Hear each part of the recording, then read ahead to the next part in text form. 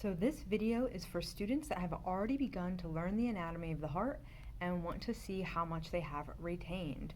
So I'm going to ask you, like, what's this, what's that? I'm going to give you a second to answer, and then I will tell you the answer. If you're interested, you can look in the description, and I have put a list of potential answers that could be in this video. All right, so starting from the outside, I would like you to tell me this vessel, the little nub of a vessel we're seeing there, this, and this. So this is the superior vena cava, inferior vena cava, aorta, pulmonary trunk.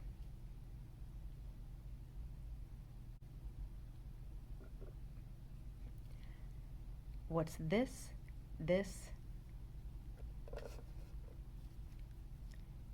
and these three? So this is the right brachiocephalic vein. This is the left brachiocephalic vein. You know it's the left one because it's kind of pointing to the left. And the right brachiocephalic, left brachiocephalic come together to make the superior vena cava. This is the brachiocephalic artery. So all three brachiocephalics are right next to each other. But notice this is just brachiocephalic artery. There is no right and left. There's just the one. This is the left common carotid artery going to the neck. And this is the left subclavian artery going off to the arm. Now, we said this was the pulmonary trunk artery. Remember, that is an artery because it is taking blood away from the heart.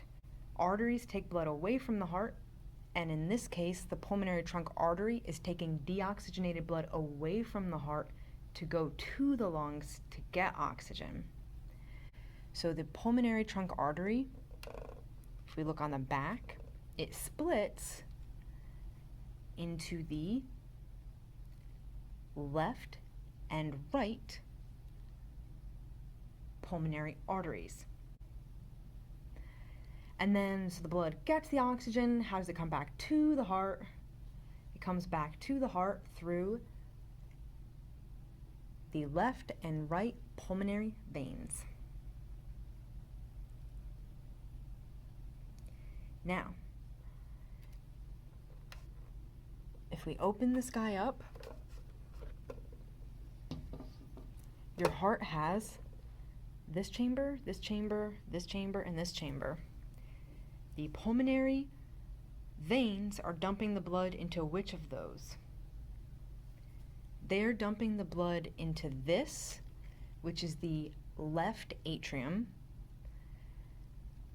and then the blood goes into the left ventricle. On the other side, the blood from the superior and inferior vena cava is entering the right atrium and going to the right ventricle. Then the right ventricle pumps the blood up and out through the pulmonary semilunar valve. It's called that because it's going into the pulmonary trunk artery.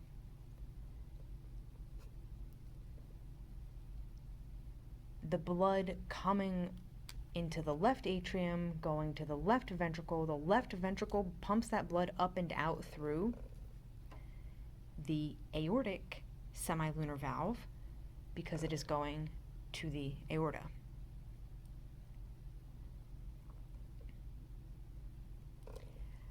And then there's this valve and this valve.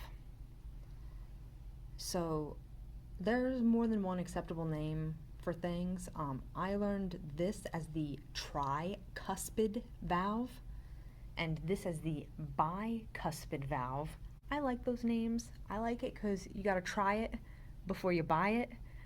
It works for me. but I think you can also call them the right and left atrioventricular valves. Check your notes from your professor. Okay, so these valves, they have little strings on the end of them. The tricuspid and bicuspid valves have these little strings, and they are attached to these little muscles. The strings are called the chordae tendineae. The muscles are called the papillary muscles. Papilla means nub, so these are the papillary muscles because they're like little nubs. Now, in the ventricles, there are little ridges, muscle ridges, and then in the atria, there are also muscle ridges. The ones in the ventricles, we call those the trabeculae carneae. You might recall the word trabeculae from A&P 1 from spongy bone. Spongy bone has trabeculae. It's that like network, little net-like structure. So these are also kind of like a honeycomb ridge formation. That's why they're trabeculae. And carneae means meat. So they're literally saying like meaty trabeculae. So any of the muscle ridges in the ventricles are trabeculae. The muscle ridges in the atria are pectinate muscles. So this is silly, but I remember that these are pectinate muscles because the auricles, if your heart had pecs, like pec muscles, it would be your auricles. So pectinate muscles here.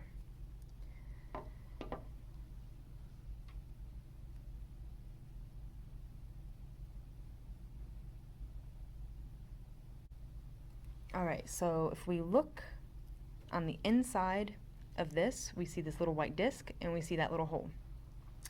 What is the white disc called in an adult? And what is it in the fetus? And what is it doing in the fetus? So in the adult, it is the fossa ovalis. In the fetus, it is an open hole called the foramen ovale. So in the fetus, it is an open hole that allows blood to pass from the right atria directly into the left atria because, think about it, the right atria and the left ventricle, what circuit are they a part of? They're part of the pulmonary circuit, sending blood to the lungs to get oxygen. The baby's not breathing, so we really don't need to send that blood to the lungs to get oxygen. The blood is already oxygenated because it just got oxygenated via the mother. So this open hole allows blood to get right into systemic circulation. Now this here is an open hole that is returning blood from coronary circulation. That is the opening of the coronary sinus. So if we look on the back of the model, this blood vessel is the coronary sinus. That's collecting a lot of the deoxygenated blood from the veins and dumps it right into the atria through that hole. All right, so there are 3 layers of tissue in the heart. There's the inner layer that lines the entire inside of the heart. There's this layer, and then there's the layer of tissue on the outside. So on the outside is the epicardium, which is the same as the visceral pericardium. Remember, you have your visceral pericardium is a layer of tissue touching the heart, and the parietal pericardium is on top of that, closer to the wall of the cavity. The middle layer is the myocardium. Myo, M-Y-O, means muscle. So that is your actual heart muscle. And then the innermost layer is the endocardium. So epicardium, myocardium, endocardium. And what kind of tissue is the endocardium? It is simple squamous. So this layer is muscle, but what do we actually call the wall here, the separation? So this is the interventricular septum, because inter means between, septum means a wall. It is a wall that is separating the ventricles, interventricular septum. Going to the outside, there are 4 grooves on the heart. There's this groove on the front, these grooves under the auricles, and then there is a groove on the back here. So the groove on the front is the anterior interventricular sulcus, because a sulcus is a groove. Under the auricles, you have your right coronary sulcus and left coronary sulcus. And if on the front we have the anterior interventricular sulcus, on the back we have the posterior interventricular sulcus. Now the nice thing about that is, so the groove was the anterior interventricular sulcus.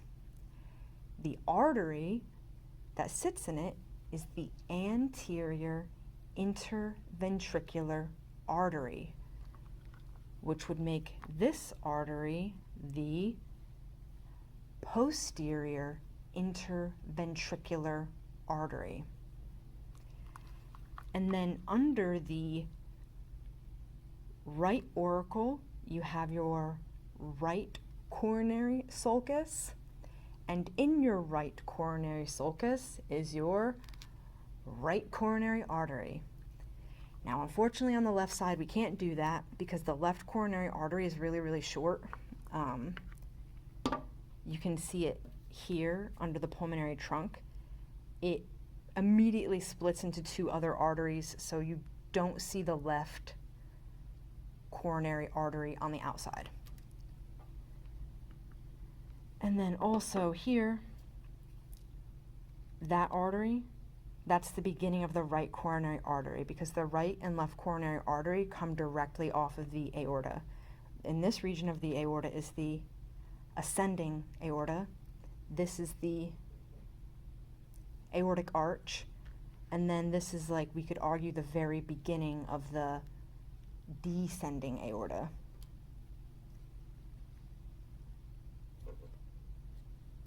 All right, so we said this artery was the right coronary artery. Off of the right coronary artery, there's this little artery here. This little artery here is the right marginal artery. It's marginal because it's on the edge. Think like the margin of your paper is the border of your paper.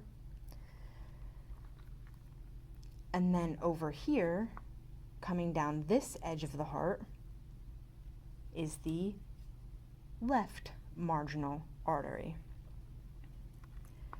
So coming directly off the aorta on the left side was the left coronary artery, which splits into this, which is the anterior interventricular artery, and it also splits into this little guy that kind of wraps around. That is the circumflex artery. And then off of the circumflex artery was the left marginal artery. All right, now, at least at my school, we only have to know 4 veins, and they're really easy. So there's this one in the front, then there's this guy on the side, and then in the back. Oh, and then this one that I actually already mentioned.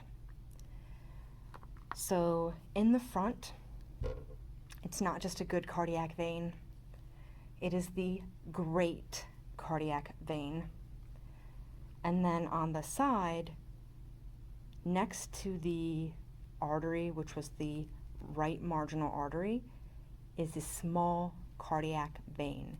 Great cardiac vein, small cardiac vein. On the back, middle cardiac vein. So, you know, people that maybe are taking more advanced classes, I won't lie to you, like, I don't know which one of these is the middle cardiac vein. But as far as our school goes, if it's on the back, just say middle cardiac vein. Unless it's this guy. That, I said before, that is the coronary sinus. And one more for good luck. What do we call the tip of the heart? The apex. All right, so that's all I have for you today. Remember, if you do go to the school that I work at, I don't guarantee that I said every term that you need to know. Remember to look in your lab book because there will also be questions that might not be anatomical structures that you can point out on the model. So make sure you read every little detail in that lab book to see what other types of questions they might ask. All right, hope that was helpful. Have a great day and have fun learning.